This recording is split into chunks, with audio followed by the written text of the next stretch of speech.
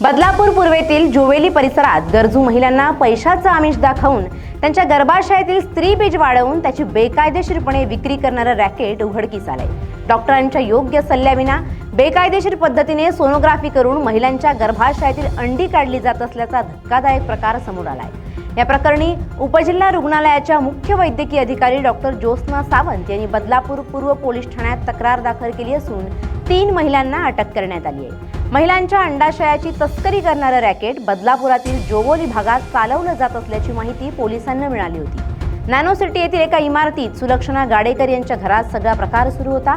मिळालेल्या माहितीनंतर बदलापूर पोलिसांनी वैद्यकीय पथकासह या ठिकाणी धाड टाकली, तेव्हा आरोपी महिलेच्या घरात स्त्री बीजांची वाढ करण्यासाठी वापरण्यात येणारी इंजेक्शन सापडली। गरजू महिलांना हेरून त्यांना पैशाचं आमिष दाखवण्यात येत असे। त्यानंतर महिलांची सोनोग्राफी करून त्यांना इंजेक्शन दिलं जायचं। गर्भाशयात स्त्री बीजांची वाढ झाल्यानंतर एका IVF सेंटरमध्ये पाठवलं जात असे।